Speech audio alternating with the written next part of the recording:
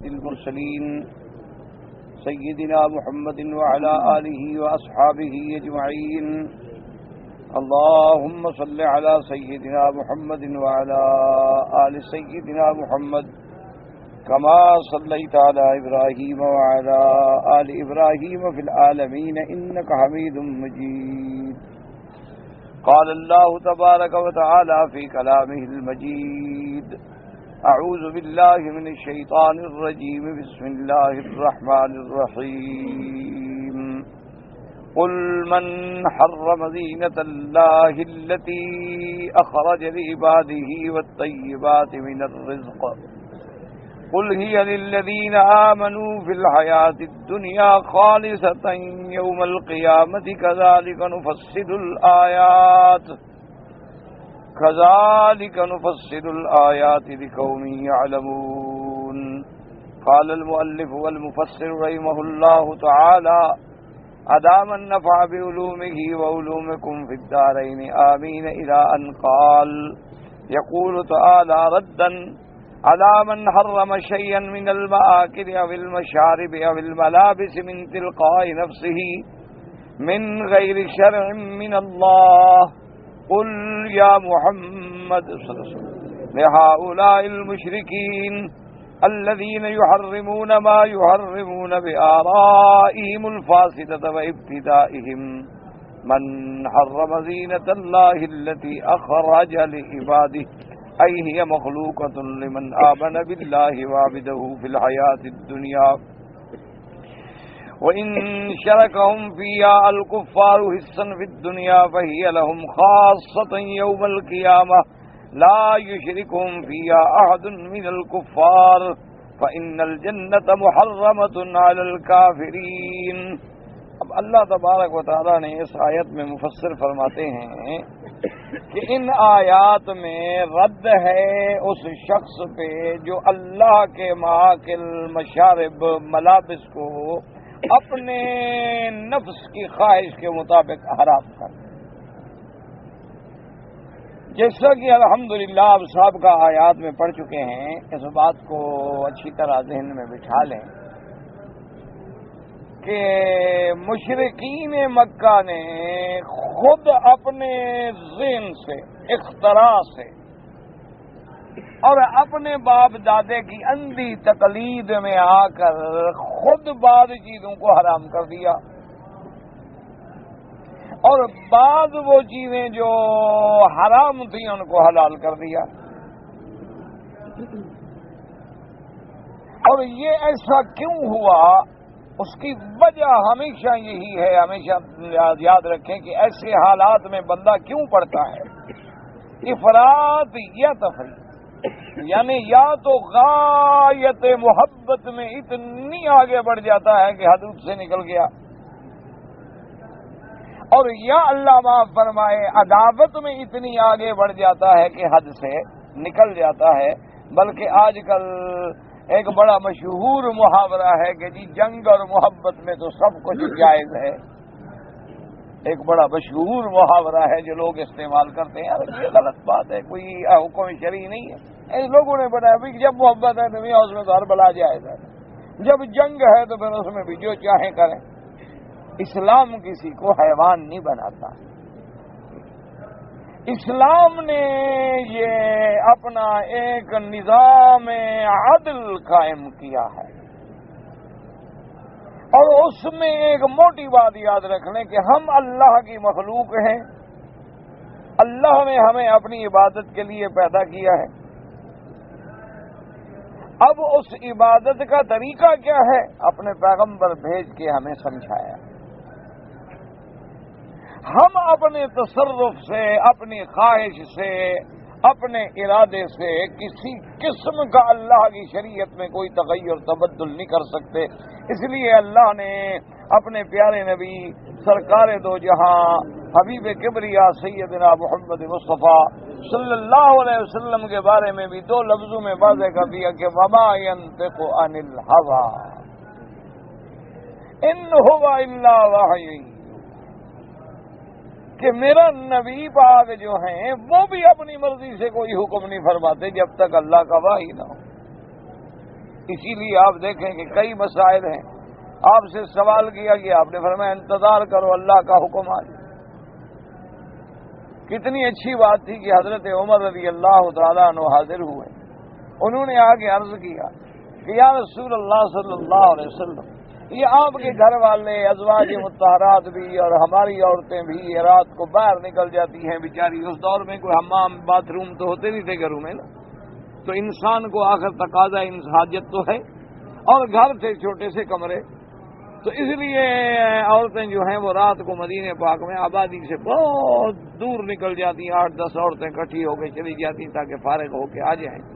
تو حضرت عمر رضی اللہ تعالیٰ عنہ نے عرض کیا کہ یا رسول اللہ، میری غیرت یہ گوارا نہیں کرتی کہ بغیر پردے کے اور بغیر حجاب کے اللہ کے نبی کے گھرانے کی بیویاں ہوں اور باہر جائیں، اور راستے میں منافق بھی ہیں، یہود بھی ہیں، دشمن بھی ہیں، وہ بھی تو آخر دیکھتے ہیں۔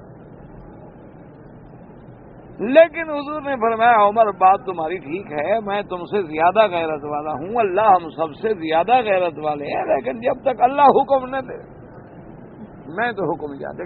کتنی پیاری بات ہے کہ غیرت کا مسئلہ، عزت کا مسئلہ، وقار کا مسئلہ ہے، لیکن اللہ کے نبی کوئی حکم جاری نہیں فرماتے کہ جب تک اللہ حکم دے۔ آخر آیت الحجاب نازل ہو گئی، پردے کا حکم آ گیا حکم، تو حضور نے حکم فرمایا۔ تو اس لیے ہمیشہ یاد رکھیں کہ مسلمان جو ہے کلمے پڑھنے والا کسی بھی دور میں حضرت آدم سے لے کر سرکار دو جہاں تک، ہم صرف اسلام کا کیا مانا؟ اپنے آپ کو اللہ کے سپرد کر دینا، استسلام۔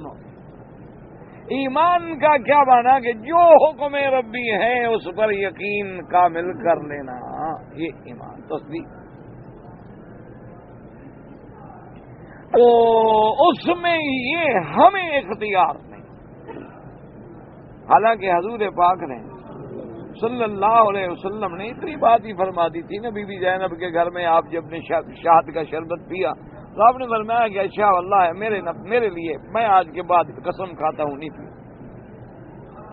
حالانکہ حضور نے یہ تو نہیں فرمایا کہ امت کے لیے بھی حرام ہے کوئی نہ پیے، یعنی صرف ایک ذاتی معاملہ ہے، اپنی ذات کے لیے حضور نے فیصلہ کیا ہے، اس کی تحریم کا حکم تو نہیں دیا۔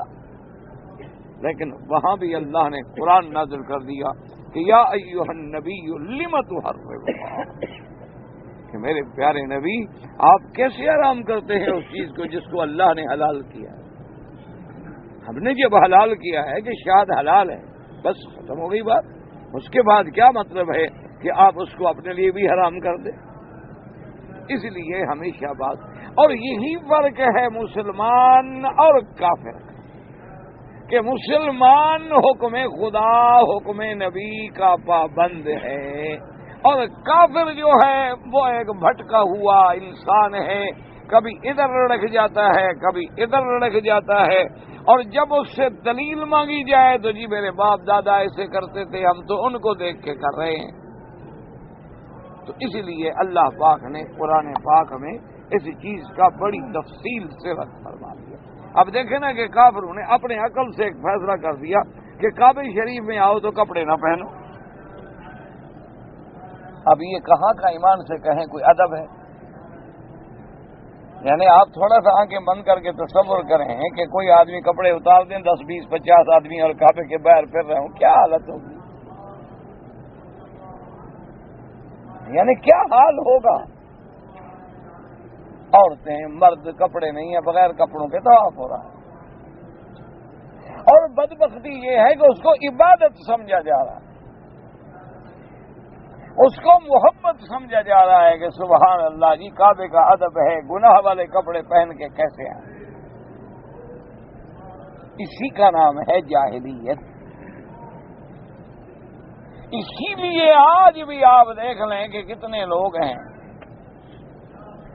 کافروں کو تو چھوڑ دیں، مسلمان اپنے جانوروں کو، جانور گائے بھینس بیل بڑے بڑے اچھے جو خوبصورت جانور ہوتے ہیں نا، تو ان کو جناب وہ مہندیاں ڈال کے، مہندیاں لگا کے، رنگ لگا کے، گلے میں جناب ان کے بڑے بڑے زیور ڈال کے گھوڑیاں گائیں بھینسیں بڑی قیمتی لے آتے ہیں اور پیر کی مزار کے باہر پھرا رہے ہیں جانوروں کو.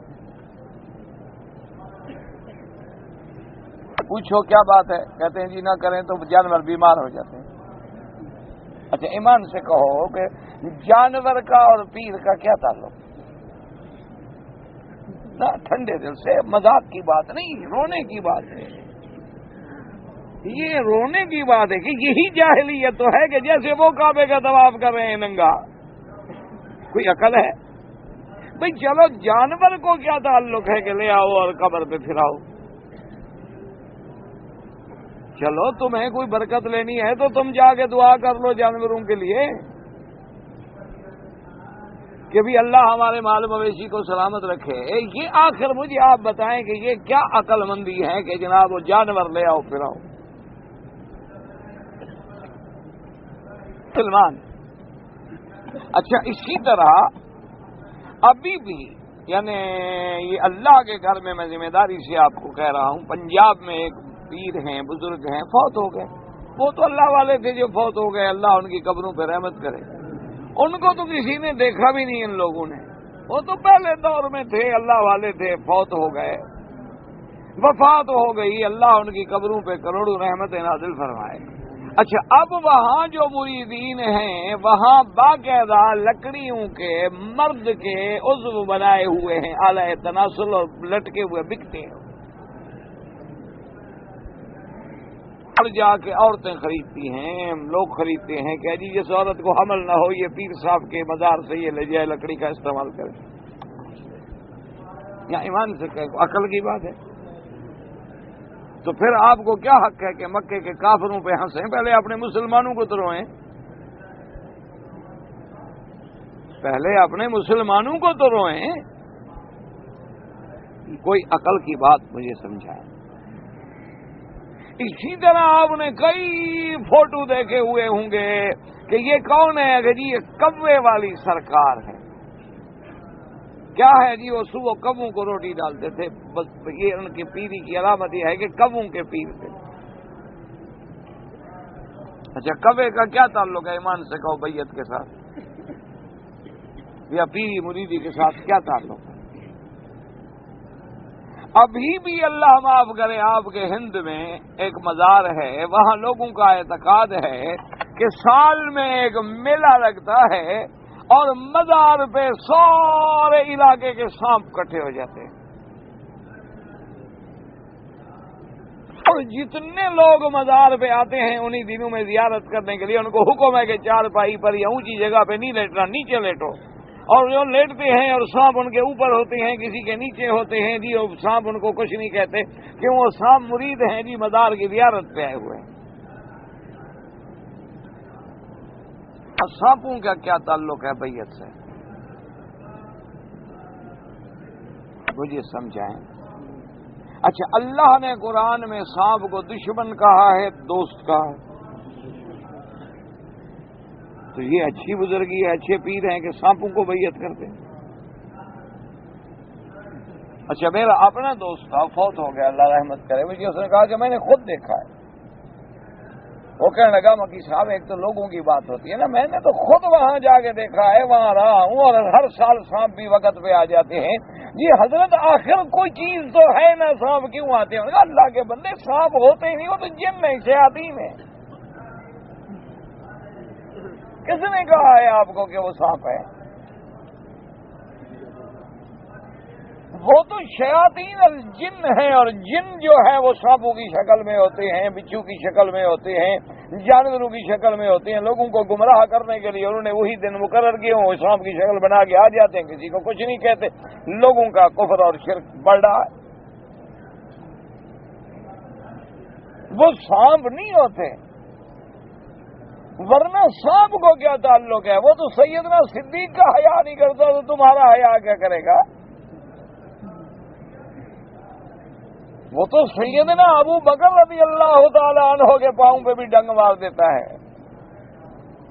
اور حضور نے فرمایا کہ بچھو تو ایسا بے حیا جانور ہے کہ اس کو کسی اللہ کے نبی اور ولی کا بھی حیا نہیں. اس لیے میرے کہنے کا مقصد یہ تھا کہ یہ بات نہیں ہے، مقصد یہ ہے کہ یہ ابلیس لعین ایسا بدبخت ہے کہ وہ دل و دماغ میں ایک ایسا فتنہ پیدا کر دیتا ہے کہ سب لوگ اسی میں مبتلا ہو جاتے ہیں۔ آپ کے ملک میں ایک دفعہ ایک پیر کا غلغلہ ہوا تھا جی۔ کون ہے جی؟ وہ کہیں جی یہ سپاہی پیر ہے، پولیس کا ایک کانسٹیبل تھا، اس کو نوکری سے نکال دیا گیا، وہ پیر بن گیا۔ اچھا جناب، لوگ بھاگ رہے ہیں، وہ جی جس کو پھونک مار دیں نا جی، کینسر ہو، ایڈ ہو، کوئی بیماری، بس فوراً بندہ ٹھیک ہو جاتا ہے، پانی پڑ کے دے دے، پھونک مار دے۔ لوگوں کے میلے لگ جاتے تھے، اب کس کس کو پھونک مارے؟ وہ کہتا بھی مجمع بیٹھ جائے، میں سپیکر پہ پھونک ماروں گا۔ آگے لوگ کھڑے ہیں، اللہ کی مخلوق کھڑی ہے ساری، کے پھونک آ جائے میری طرف، پھونک لگ رہی ہے، سپیکر میں اثر ہو رہا ہے لوگوں پہ۔ انا للہ و انا، کیا ہے کہ شیطان نے ایک ذہن بنا دیا کہ بھائی بس سبحان اللہ، اور جی فلاں گیا ٹھیک ہو گیا، فلاں گیا ٹھیک ہو گیا، فلاں گیا، اور کچھ نہیں ہوتا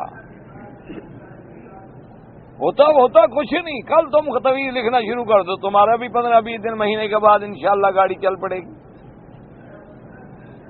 کوئی سیکھنے ویکھنے کی ضرورت نہیں، اخبار لے کے رکھ لو عربی کا، کوئی پوچھے پھاڑ کے دیتے رہو بس۔ بھئی آخر 100 بیمار جو آئے تم سے طویل لینے کے لیے، 10-15 کو تو ٹھیک ہونا ہی ہوتا ہے نا۔ جو ٹھیک ہو گیا وہ تمہارا پکا مرید، جو ٹھیک نہ ہو کہو مولوی مکی نے وہاں بھی بنا دیا ہے، بس سیدھی سی بات ہے، بڑا آسان نسخہ ہے۔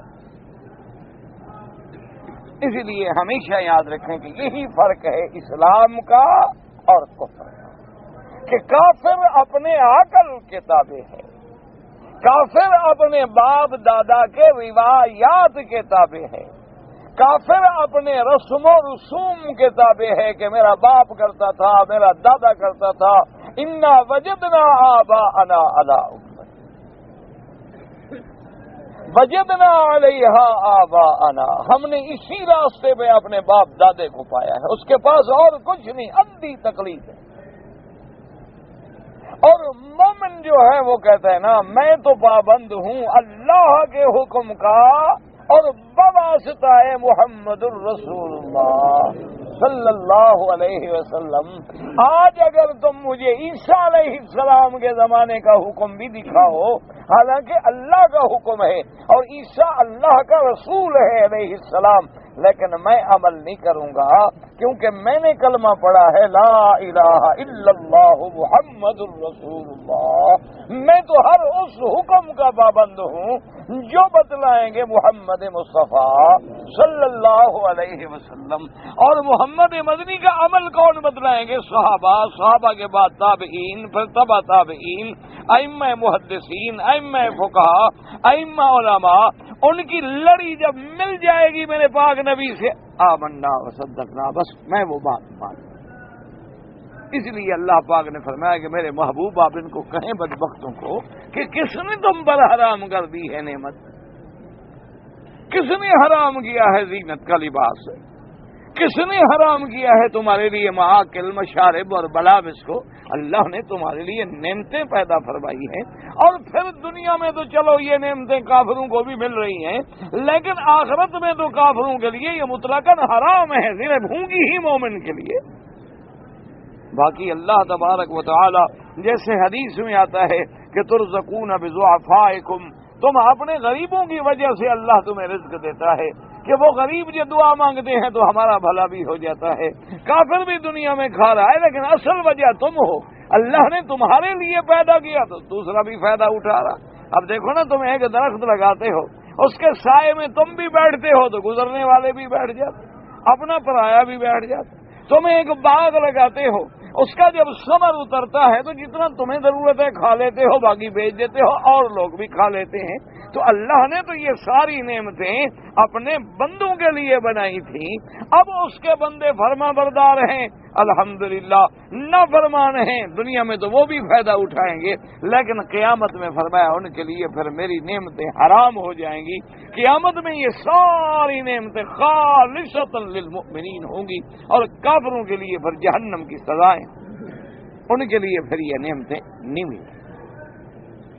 اسی لیے جیسے کہ بزرگوں نے فرمایا کہ آپ دیکھیں نا جی کہ کبھی گھر میں اعلیٰ قسم کی نعمت پکتی ہے، بہت اعلیٰ قسم کے کھانے بنتے ہیں، لیکن غصے میں آ کے گھر میں آدمی آتا ہے اور بیوی سے کوئی بات ہو جاتی ہے، غصے میں آ جاتا ہے، وہ کھانا میں نہیں کھاتا ہوں، وہ کہتا کھانا بھائی کھانا تو کھا لو، کہتے نہیں کھاتا ہوں، الٹ دیتا ہے تو کتے کھا رہے ہوتے ہیں۔ تو کھانا کتے کے لیے تو نہیں بنایا گیا تھا، کھانا تو گھر والوں کے لیے بنایا گیا تھا، لیکن فائدہ کتے بھی اٹھا رہے ہیں۔ اللہ نے یہ ساری نعمتیں اپنے بندوں کے لیے بنائی تھی، لیکن فائدہ کافر بھی اٹھا رہے ہیں، فائدہ مشرک بھی اٹھا رہے ہیں، فائدہ یہودی بھی اٹھا رہے ہیں، کیونکہ اللہ نے جب دنیا میں پیدا کیا ہے تو جینے کے لیے ان کو یہ ساری چیزیں تو ملیں گی۔ اللہ جب آپ نے کسی بندے کے لیے ہوا چلائیں گے تو پھر دشمن کو بھی تو لگے گی۔ یہ تو ہو نہیں سکتا کہ ہوا کو کہہ دیں کہ ابھی صرف ایک آدمی کو لگنا باقی کو نہ لگنا۔ بارش برسائیں گے تو سب فائدہ اٹھا لیں گے، سایہ فرمائیں گے تو سب فائدہ اٹھا لیں گے، سورج کی روشنی آئے گی تو سب فائدہ اٹھا لیں گے، چاند کا نور آئے گا تو سب فائدہ اٹھا لیں گے، اور تاروں کی چادریں تنیں گی تو اس کا ساری دنیا نظارہ کر لے گی۔ لیکن قیامت والے دن صرف مومنوں کے لیے ہوگا، پھر کافروں کے لیے نہیں ہوگا، کیونکہ وہ دار الجزا ہے اور یہ دار العمل ہے۔ اس لیے اللہ نے فرمایا کہ میرے محبوب آپ اعلان فرما دیں کہ قل من حرم زینۃ اللہ التی اخرج لعباده والطیبات من الرزق قل هي للذین آمنوا فی الحیاۃ الدنیا خالصۃ یوم القیامہ کذالک نفصل الآیات لقوم یعلمون۔ اب مفسر فرماتے ہیں کہ ان لوگوں پہ رد ہے جنہوں نے ماکل میں، کھانے میں، پینے میں، لباس میں اپنے نفس کی طرف سے بغیر اللہ کے حکم اور شریعت کے حرام کر دیا چیزوں کو۔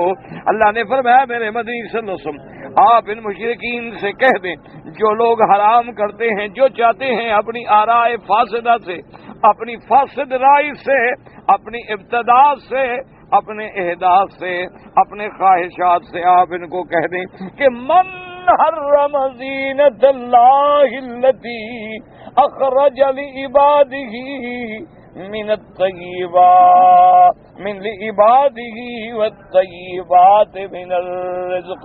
اور اسی سے علماء نے نکالا کہ اللہ نے جو چیزیں پیدا کی ہیں اصل ان کی اباحت ہے کہ ہر چیز حلال ہے، ہر چیز نفع اٹھانے والی ہے، مگر وہ چیزیں جن کے حرام ہونے پر اللہ نے پھر حکم نازل فرما دیا۔ اللہ نے اگر حکم نہیں فرمایا تو وہ چیزیں حلال ہے۔ جن چیزوں کو حرام کر دیا حرم علیکم المیتۃ والدم ولحم الخنزیر وما اہل به لغیر اللہ وما ذبح علی النصب وان تستقسموا بالازلام۔ اور کہیں فرمایا انما الخمر والمیسر والانصاب والازلام رجس من عمل الشیطان۔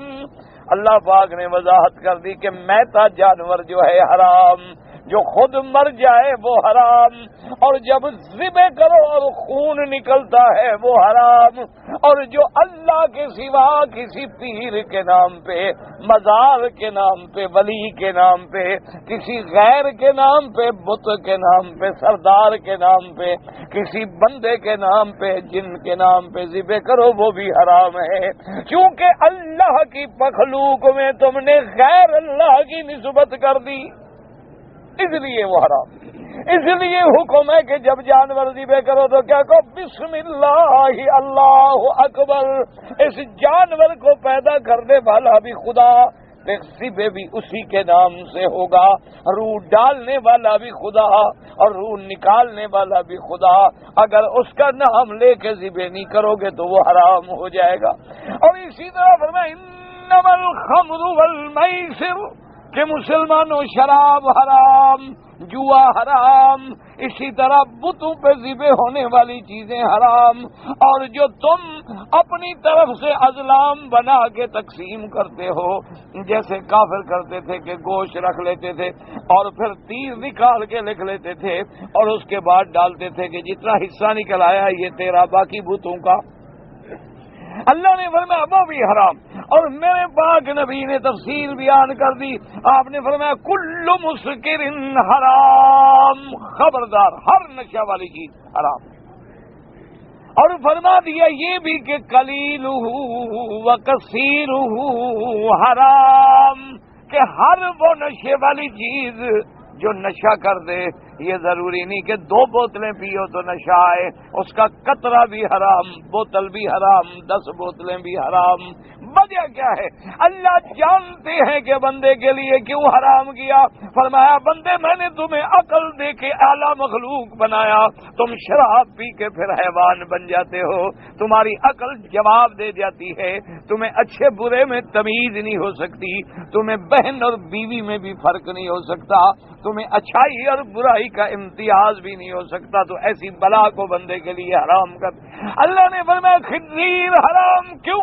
پلید چیزیں کھانے والا اور بے حس، بے ضمیر، بے غیرت جانور، اور اس کے بعد جس کے کھانے سے بندہ بے غیرت بنتا ہے، جس کے کھانے سے ظاہری بھی بیماریاں اور باطنی بھی بیماریاں ہیں، ورنہ بکری بھی اسی نے پیدا کی، خنزیر بھی اسی نے پیدا کیا، کیا ضرورت تھی مخلوق کو روکنے کے لیے؟ وجہ تھی روکنے کی۔ کیوں کتے کو حرام کیا؟ وجہ ہے کہ جو بنانے والا ہے اس چیز کو جانتا ہے، اس لیے فرما دیا کہ میرے نبی جن چیزوں کو ہم نے حرام نہیں کیا اپنے بندوں کے لیے کھاؤ پیو، بلکہ حکم ہے کہ اللہ تمہیں پیسے دے تو اچھا کھاؤ، اللہ تمہیں پیسہ دے تو اچھا لباس پہنو، یہ نہ کرو کہ پیسے گھر میں پڑے ہوئے ہوں اور جناب ایک قمیص گلے میں ہے انشاءاللہ مولوی اتارے گا مرنے والے دن۔ ایسے بھی کئی منحوس لوگ ہوتے ہیں جن کے گھر میں پیسے ہیں۔ آج میں اخبار میں پڑھا تھا، ایک بھیک مانگنے والے کو پکڑا تو اس کے پاس لیٹسٹ ماڈل دیا نا 2000 کی جو نئی گاڑی آئی ہوئی ہے وہ رکھی ہوئی اور بھیک مانگتا ہے۔ آج کے اخبار میں پڑھ رہا، یعنی اب تو بھیک جو ہے بزنس ہے، کاروبار ہے۔ اچھا پھر ان بھکاریوں کے علاقے تقسیم ہیں کہ فلاں علاقہ میرا ہے، فلاں علاقہ اس اندھے کا ہے، فلاں اس لنگڑے کا ہے، اور پھر شام کو گاڑیاں آ کے ان کو ایک پوائنٹ مقرر ہے وہاں سے اٹھا کے لے جاتے ہیں، پھر تقسیم کرتے ہیں کہ جناب کتنی آج کی کمائی؟ انہوں نے کہا جی آج 500 کا 250 دے دو اور 250 تمہارا۔ پھر ان کو کھانا کھلائیں گے، کمروں میں رکھیں گے، صبح گاڑی میں بٹھا کے اپنے اپنے پوائنٹ پہ پہنچا دیں گے۔ نہ پہنچے ٹیکسی کر لو، 20 ریال کی ملے آ جاؤ، کیوں؟ مفت کا کمایا ہوا ہے تو 20 ریال کا کیا فرق پڑ جائے؟ یہ سارا جو ہے نعوذ باللہ ثم نعوذ باللہ یہ اندھیر ہے۔ اسی طرح مزاروں پر، اسی طرح ہسپتالوں کے باہر یہ سارے ان کے اڈے ہیں کہ کہاں خیرات مل سکتی ہے۔ اسی طرح آپ نے کئی لوگ دیکھے ہیں ہمیشہ آپ کو احرام میں ملیں گے، اور جب ملیں گے جی بس تقدیر کی بات ہے کہتے ہوئے بڑی شرم آتی ہے، میں خود معزز آدمی ہوں، اب میں کیا آپ سے کہوں، لیکن حادثہ ہو گیا، روز ان کا دادا مرتا ہے، سال ہو گیا، پتہ نہیں کتنے دادے ہیں۔ انا للہ و انا الیہ راجعون۔ اللہ تبارک، اور یاد رکھو کہ جو بندہ ایک دفعہ مانگنا شروع کر دے اللہ اس کے ماتھے میں لکھ دیتے ہیں کہ تم قیامت تک بھوکے رہو، لاکھوں کے باوجود بھی بھوکا ہوگا، ہمیشہ مانگتا ہی رہے۔ امیر بننا ہے نا تو اس سے تعلق جوڑ لو، بس ایک آسان نسخہ ہے کہ بندوں پہ نظر چھوڑ دو اور رب پہ نظر جوڑ دو، بعد پھر تم سے بڑا امیر ہے کوئی۔ امیری کا معنی دولت نہیں ہوتی، امیر کا معنی ہوتا ہے دل کا بڑا۔ اللہ کی نعت دلوں میں پیدا فرما دیتے ہیں۔ ایسے بھی ہم نے الحمدللہ لوگ دیکھے ہیں، موجود ہیں کہ بالکل سفید پوش ہیں، فقیر ہیں، کوئی ذریعہ نہیں، کوئی آمدنی نہیں، اللہ جتنے پیسے دے دیں گے جناب شام کو کھانا بنائیں گے، 10 دوستوں کو بلائیں گے، کھلا دیں گے، صبح فارغ، کچھ بھی نہیں، بیٹھے خوش ہیں۔ اور ایسے منحوس بدقسمت بھی ہیں کہ ساری زندگی کماتے ہیں، نہ اچھا کپڑا نصیب، نہ اچھا کھانا نصیب، اور جب مر جائیں گے انشاءاللہ ان کی دولت دوسرے کے کام آئے گی۔ یہ فکر نہ کرو، لکھ کے رکھ لو، اور یہ بھی لکھ کے رکھ لو کہ تم نے اگر ظلم سے کمایا ہے، رشوت سے کمایا ہے، حرام سے کمایا ہے، نشے سے کمایا ہے، یہ دولت ہضم نہیں ہوگی، تمہارے خاندان میں اللہ بندہ ایسا پیدا کر دیں گے جو سب کچھ برباد کر دیں۔ اس لیے حلال ہے لیکن جس کو اللہ حلال کہے، حرام وہ ہے جس کو اللہ حرام کہے۔ تم اپنی طرف سے کیسے کہہ دیتے ہو کہ یہ حرام اور یہ حلال؟ اس لیے اللہ نے رد فرما دیا قرآن پاک، اور فرماتے ہیں کہ پھر کیا دنیا میں فرماتے ہیں مخلوقۃ لمن آمن باللہ وعبدہ فی الحیات الدنیا، اللہ نے یہ ساری چیزیں جو ہے پیدا کی اپنے بندوں کے لیے جو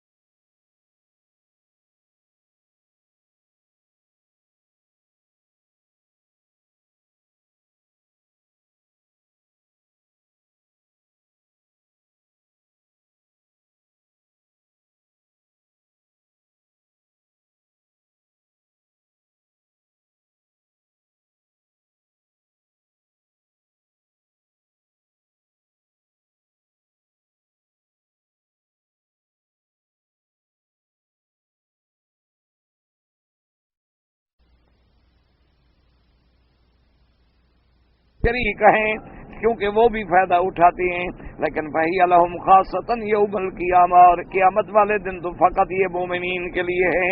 لا یشرکم فیہا احد من الکفار، اللہ کی ان نعمتوں میں قیامت والے دن کوئی کافر کو شریک نہیں کیا جائے گا۔ فإن الجنۃ محرمۃ علی الکافرین، اللہ نے جنت کو کافروں پہ حرام کر دیا، اسی لیے قرآن کہتے ہیں ونادى اصحاب النار اصحاب الجنة ان افیضوا علینا من الماء او مما رزقکم اللہ قالوا ان اللہ حرمہما علی الکافرین۔ قیامت والے دن جہنم والے پکاریں گے کہ جنتیوں مہربانی کرو، کوئی پانی اوپر سے گرا دو، کچھ چیز ہمیں بھی کھانے کے لیے دے دو، جو تم سے بچ جائے وہی پھینک دو، کچھ تو دے دو نا ہم بھی کھائیں۔ لیکن مومن جواب دیں گے کہ ان اللہ حرمہما علی الکافرین، کہ بدبختو جنت کی نعمت کافروں کے لیے حرام۔ بالکل، اب جاؤ جہنم میں مزے کرو، کھاؤ، تمہارے لیے اللہ نے سب کچھ جہنم میں بنا کے رکھا ہے کہ اگر پانی پیو گے تو کیا ملے گا؟ اللہ معاف کر دے کہ جو زخموں سے پیپ نکلے گی، دھون نکلے گی، خون نکلے گا، اللہ حکم دیں گے کہ پلاؤ۔ کھانا مانگیں گے تو کیا ملے گا؟ شجرۃ الزقوم، اللہ فرمائیں گے اس درخت سے کھاؤ۔ یہ پھر غذا بننا دنیا میں تو سب اس لیے کیا ہے کہ تم کہو گے یہ حلال ہے یا حرام ہے؟ اللہ کا حکم ہے، جس کو اللہ چاہے حلال فرمائے، جس کو چاہے حرام کرے۔ قال ابو القاسم الطبرانی حدثنا ابو حسین محمد بن حسین القاضی قال حدثنا يحيى الحماني قال حدثنا يعقوب القمي عن جابر بن المغيرة عن سعد بن جبير بن عباس قال كانت قريش يطوفون بالبيت وهم صفرون يسفقون انزل الله تعالى قل من حرم زينة الله الذي اخرج لعباده وامر بالثياب۔ حضرت ابو القاسم طبرانی رحمۃ اللہ علیہ نے اس سند کے ساتھ سعید ابن جبیر سے حضرت ابن عباس سے رضی اللہ عنہما سے روایت کی ہے، وہ فرماتے ہیں کانت قریش یطوفون بالبیت، کہ قریش بھی طواف کرتے تھے اللہ کے گھر کا، وہم عراۃ، بغیر کپڑوں کے، یصفرون و یصفقون، کیا بنا جب طواف کرتے تو سیٹیاں بجاتے، تاڑیاں بجاتے۔ اللہ تبارک و تعالی رحمت کرے۔ اسی لیے خیال کیا کریں، اللہ کے حرم میں تالی بجانا یا سیٹیاں مارنا جو ہے یہ حرام ہے اور یہ کافروں کی. اس لیے دوسری جگہ قرآن کہتے ہیں کہ ما کان صلاتہم عند البیت الا مکاء وتصدیہ. کافر جب آتے تھے ان کی کیا نماز تھی؟ شور کرنا، سیٹیاں بجانا، تالیاں پیٹنا. تو اس لیے اللہ کے حرم کے آداب ہیں، اللہ تبارک و تعالیٰ کے حرم کے کچھ اصول ہیں کہ اللہ کے گھر میں آؤ. یہ اللہ کے گھر ہیں، اللہ نے اپنے ذکر کے لیے بنائے ہیں، تلاوت قرآن کے لیے بنائے ہیں. اگر کسی کو بلانا بھی ہے چلے جائیں اور آہستگی سے بلائیں تاکہ تمہاری آواز دوسرے عبادت کرنے والے کو ڈسٹرب نہ کرے. دعائیں چیخ کے نہ مانگیں کہ دوسرے دعاؤں والا جو ہے وہ اپنی دعائیں بیچارہ بھول جائے. وہ تمہاری سنے کہ اپنی سنے؟ دوسرے کا قرآن سنے یا تم ساتھ کھڑے ہو؟ بھائی اللہ کے بندے جب قرآن پڑھا جائے چپ کرو. اللہ کے قرآن کا حکم ہے کہ جب قرآن پڑھا جائے سنو. قرآن کا پڑھنا سنت ہے لیکن سننا تو واجب ہے کہ جب قرآن پڑھا جا رہا ہے خاموش رہیں. یہ نہیں کہ وہ بھی پڑھ رہے تم اپنا پڑھ رہے، وہ پڑھ رہے تم اپنا پڑھ رہے، وہ تلاوت کر رہے تم اپنی تلاوت کر رہے ہو. یہ تو پھر تعارض ہے اللہ کے قرآن کے ساتھ. اسی طرح طواف ہے، طواف کر رہے ہو اور جناب دعا اتنے زور زور سے ملتزم پہ کھڑے زور زور سے، وہ ساتھ جو کھڑا ہے دعا والا اس غریب کو تو اپنی بھول گئی، تمہاری سنے کہ اپنی دعا کرے. تو یہ چیزیں جو ہیں منع ہیں. اللہ تبارک و تعالیٰ اعتداء کو پسند نہیں فرماتے. اور دعا میں تو فلسفہ ہی یہ ہے کہ اتنا آہستہ مانگو کہ بندے اور خدا کے درمیان ہو. کسی اور کو تو کوئی سنانے کی ضرورت ہی نہیں. مانگ جس سے رہے وہ تو ہماری سب سنتے ہیں. اس لیے حضرت ابن عباس فرماتے ہیں کہ وہ سیٹیاں مارتے تھے، تالیاں پیٹتے تھے، ننگے طواف کرتے تھے. اللہ نے قرآن میں حکم دیا کہ کون ہو تم اللہ کی زینت کو حرام کرنے والے؟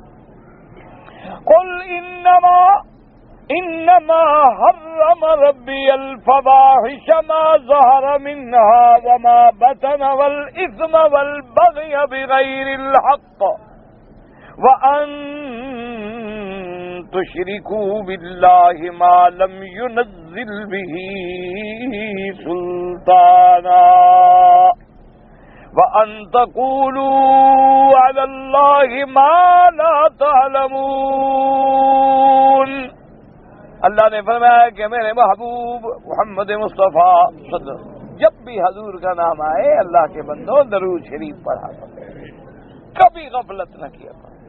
اگر پورا درود پڑھنا بھی نصیب نہ ہو سکے تو صلی اللہ علیہ وسلم تو کہہ دیا اللہم صلی وسلم علیہ صلی اللہ علیہ یا محمد صلی اللہ علیہ وسلم یا رب صلی علی محمد اللہم صلی وسلم وبارک. جو بھی آئے اتنا دیے تو مسلمان کے لیے ضروری ہے، لازمی ہے. اگر حضور پاک سے محبت نہیں ہوگی نا تو یاد رکھو دین نہیں ملتا. ایک بات یاد رکھو، لاکھ کتابیں پڑھ لو، لاکھ مولوی بن جاؤ، اگر دل میں حضور کی محبت نہیں تو کچھ بھی نہیں. بالکل یعنی اگر دل میں حضور کی سرکار کی محبت نہ ہو سمجھ لو ایمان ہی نہیں. لا یؤمن احدکم. اور پھر محبوب کا معنی کیا ہوتا ہے؟ ایمان سے کہو تمہیں اگر تمہارا بیٹا ہے اپنے ملک میں یا تمہاری بیٹی اپنے ملک میں ہے یا بیوی اپنے ملک میں ہے یا بہن اپنے ملک میں ہے یا تمہاری اور کوئی محبوب دوست اپنے ملک میں، اس کا خط آ جائے تو کتنے خوش ہوتے ہو، اس کا ٹیلی فون آ جائے تو کتنے جناب تمہارا 4 گھنٹے جو ہیں اسی ذوق میں گزر جاتے ہیں. یار آج آواز سن کے دوست کا مزہ آ گیا. وہی اتنے دن گزر گئے تھے، اس کو کہتے ہیں یار تم نے بڑی مہربانی کی، تمہاری آواز تو میں نے سن لی نا، چلو میں دیکھ نہیں رہا ہوں آواز تو سن رہا ہوں، لیکن جب حضور کا نام آئے تو چپ کر کے دیوار کھڑی ہو. انا للہ و انا الیہ راجعون. اور تو کچھ نہیں کہہ سکتے. دوسری ہماری برادری ہے، انہوں نے کہا کہ پڑھنا تو مشکل ہوتا ہے یہ سارا خلاص. انہوں نے جھنجٹ ہی چھوڑ دیا. نے کہا کون پڑھے تو پہلے تو یاد کرنا پڑے گا نا ضرور. انگوٹھے تو کوئی یاد نہیں کرنے پڑتے، نہ کچھ پڑھنا پڑتا ہے، نہ یاد کرنا پڑتا ہے، نہ تکلیف ہوتی ہے. بس اپنے انگوٹھے ہیں، خود چومنا ہے، خود آنکھوں پہ پھیر دینا، مسئلہ ہی کوئی نہیں. انہوں نے اپنا یہ راستہ نکال لیا. اور باقی حضرات جو ہیں وہ کہتے ہیں سبحان اللہ جی ہم پر تو جی توحید کا اتنا غلبہ ہے، یہ کہا توحید ہے کہ نبی پہ درود چھوڑ دو؟ یہ کہاں کی توحید ہے؟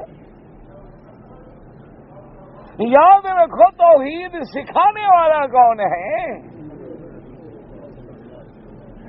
توحید کا سبق پڑھانے والا کون ہے؟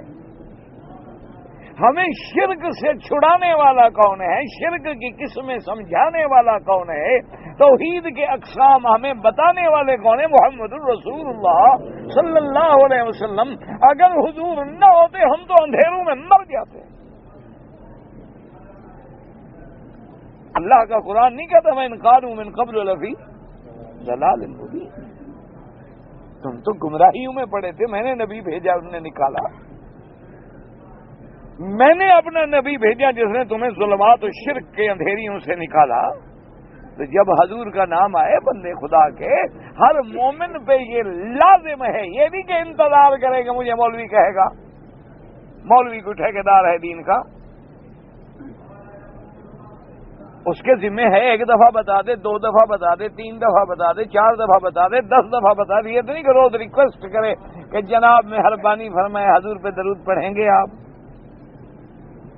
نہ، اگر نہیں پڑھو گے تو حضور کی شان میں کمی ہو جائے گی۔ حضور کی شان میں تو کمی نہیں ہوگی، ہماری بدبختی پہ مہر لگ جائے گی، ہمارے اوپر بخل کی مہر لگ جائے گی کہ اتنا بڑا بخیل ہے کہ میرا نام سن کر بھی درود نہیں پڑھتا۔ اللہم صلی علی سیدنا محمد وعلی آل سیدنا محمد وبارک۔ افضل درود یاد رکھو وہ ہے جو نماز میں پڑھتے ہیں۔ اس کے بعد جو بھی تمہیں درود یاد ہے، صلاۃ و سلام دو صیغے آ جائیں تو بس سبحان اللہ، اللہ کی رحمت سے ثواب مکمل ہو جاتا ہے، کیونکہ قرآن میں دونوں کا حکم ہے نا، صلو علیہ وسلموا تسلیما، کہ صلاۃ بھی آئے اور سلام بھی آئے۔ تو اس لیے حضور پاک صلی اللہ علیہ وسلم کا جب بھی نام آئے نا تو فوری طور، اس لیے اللہ نے فرمایا کہ میرے نبی صلی اللہ علیہ وسلم کو کہ قل انما حرم ربی الفواحش ما ظہر منها وما بطن۔ اللہ نے فرمایا میرا محبوب اعلان کر کے فرما دیں کہ اللہ نے تو کچھ حرام نہیں کیا، اللہ نے حرام کیا میرے رب نے ان چیزوں کو جو بری ہیں، ظاہر میں بھی باطن میں بھی۔ فواحش، فاحشہ، فحشہ، فاحشہ کیا مانا؟ ہر وہ چیز جو کبھی ہو، بری ہو۔ پھر اس کے بعد اس کا سب گناہوں پہ، زنا پر بھی، فلاں بھی، لواطت ہے، زنا ہے، سب چیزوں پر فاحشہ کا اطلاق ہو جاتا ہے، ہر معصیت پر، ہر گناہ والی چیز پر اطلاق ہو جاتا ہے، کیونکہ ایک ایسی چیز ہے کہ جو ہر دیکھنے والے کو بھی بری لگتی ہے۔ گناہ ہے۔ جو لوگ گناہوں کی زندگی میں ڈوب جاتے ہیں نا، ایمانداری کی بات ہے، ان سے بھی علیحدہ پوچھے تو وہ بھی کہتے ہیں کہ جی کیا جو یعنی عورتیں ہیں، طوائف ہیں، مرد ہیں، زنا میں ڈوبے ہوئے ہیں، ان کا اٹھنا بیٹھنا، اوڑھنا بچھونا، کھانا کمانا زنا ہے۔ جب ان کو بھی ہوش ہو نا اور کوئی ہمدردی سے پوچھے تو وہ بھی کہتے ہیں کہ جی بس کیا کریں، ہم تو ذلیل ہو گئے ہیں، ہم مصیبت میں پڑے ہیں، ہم گندگی میں پڑے ہیں، ہماری گندی زندگی۔ یعنی اس کو بھی محسوس تو ہوتا ہے نا کہ برائی برائی ہے۔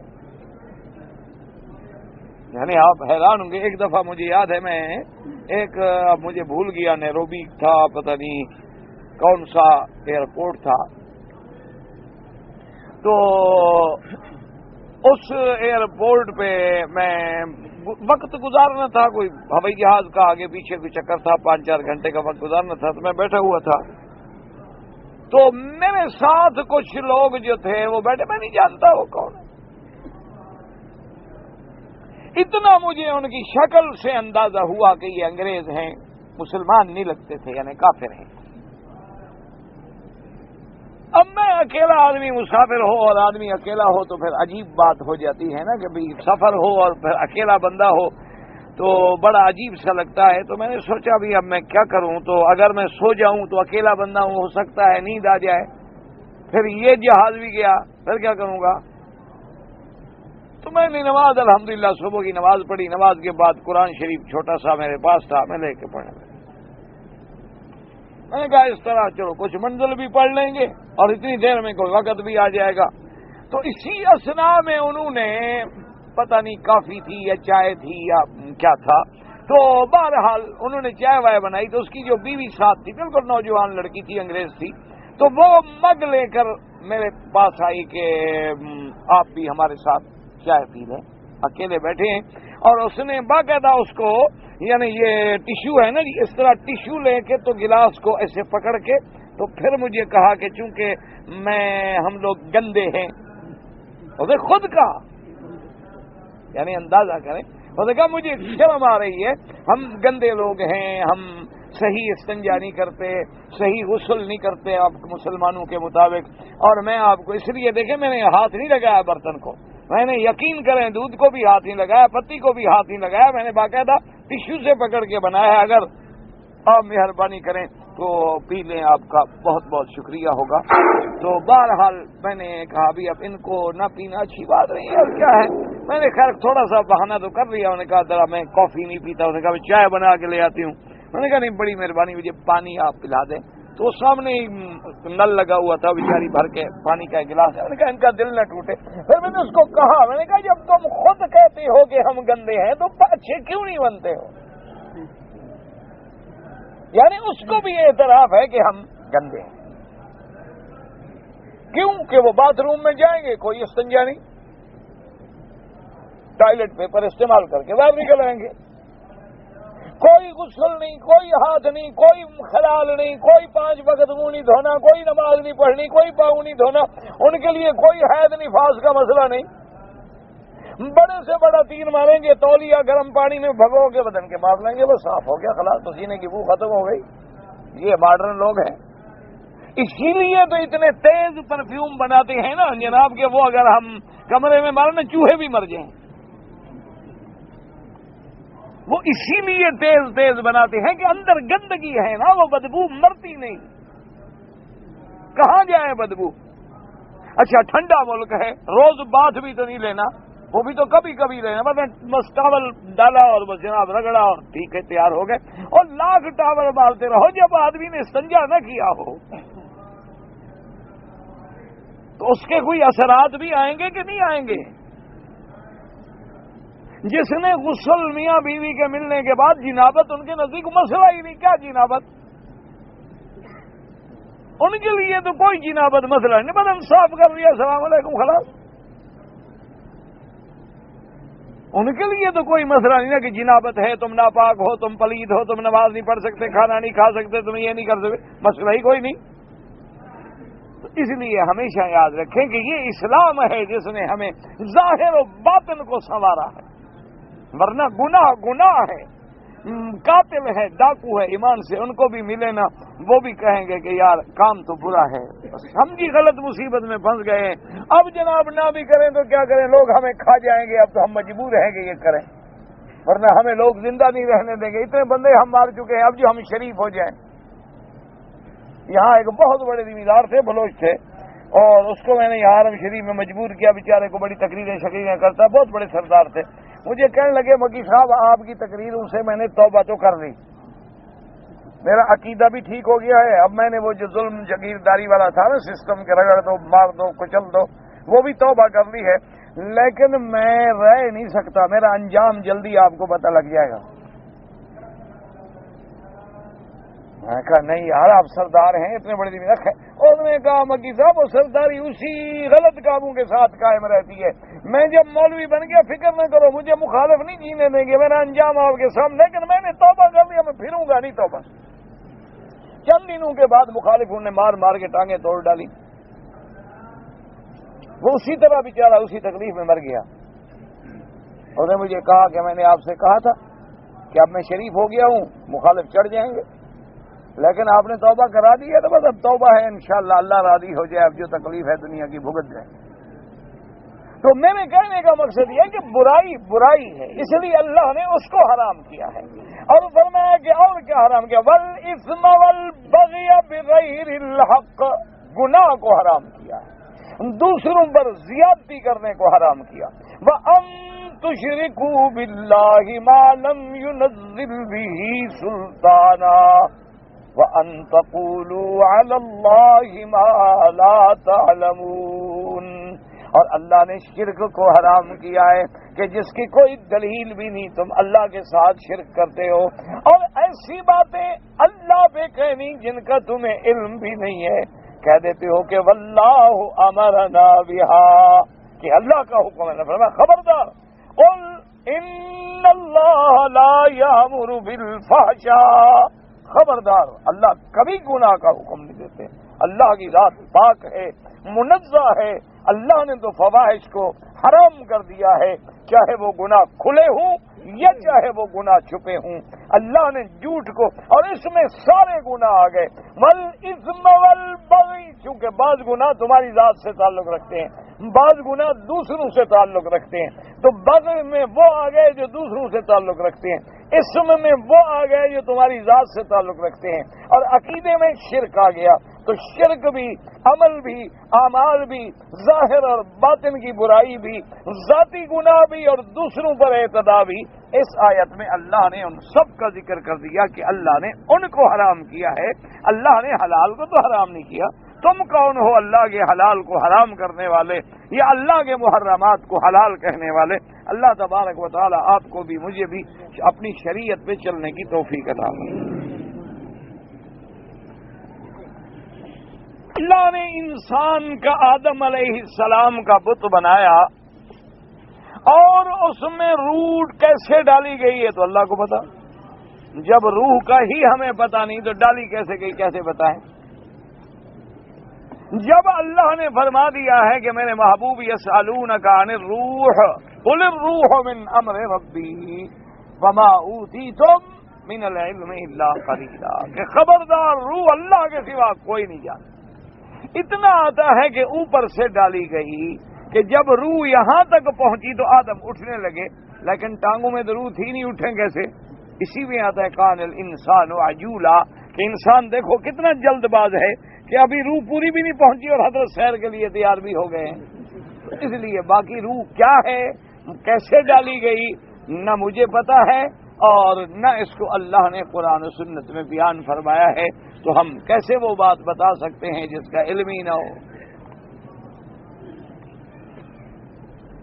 ایک آدمی کے پیسے دینے تھے، اس نے مانگے، میں نے انکار کر دیا، اب میرے دل میں اللہ نے خوف پیدا کیا ہے، وہ آدمی مجھے مل نہیں رہا، اس کو ڈھونڈیں، اس کے ورثاء ڈھونڈیں، اس کا ایڈریس ڈھونڈیں۔ اگر خدا نہ کرے بالکل کوئی علم نہ ہو سکے تو پھر خیرات کر دیں، تاکہ اس کے لیے بھی اللہ ثواب دیں گے، تمہیں بھی اللہ ثواب دیں گے۔ میں مکہ مکرمہ میں رہتا ہوں اور اپنے دوست احباب کو ملنے کے لیے کبھی کبھی جدے جاتا ہوں، تو میں نماز قصر پڑھوں گا یا پوری پڑھوں گا؟ امام ابو حنیفہ رحمۃ اللہ علیہ کے نزدیک جب تک سفر 48 میل شرعی نہ ہو اس وقت تک نماز قصر نہیں ہوتی، اور وہ 48 میل بھی اس وقت گنے جاتے ہیں جب تمہارے شہر کی حدود ختم ہو جائے، تمہارے گھر سے نہیں شروع ہوں گے۔ اب گھر سے مثلا ہم مکہ جا رہے ہیں، مکہ نکلتے نکلتے کیا 2-3 میل تک تو شہر ہے، جب شہر کے حدود ختم ہو جائیں گے تو پھر ہم شروع کریں گے سفر کو۔ تو اس لیے ان کے حساب کے مطابق جدہ جو ہے وہ 48 میل نہیں بنتا، آدمی کو نماز پوری پڑھنی ہوگی۔ بعض ائمہ کرام 7 میل تک بھی سفر قرار دیتے ہیں، ان کے نزدیک بندہ مسافر ہو جاتا ہے۔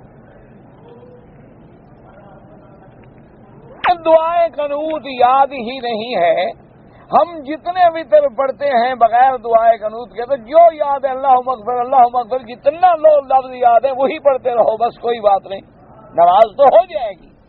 لیکن یاد کرو کون سا مشکل کام ہو گیا ہے کہ تمہیں یاد نہیں؟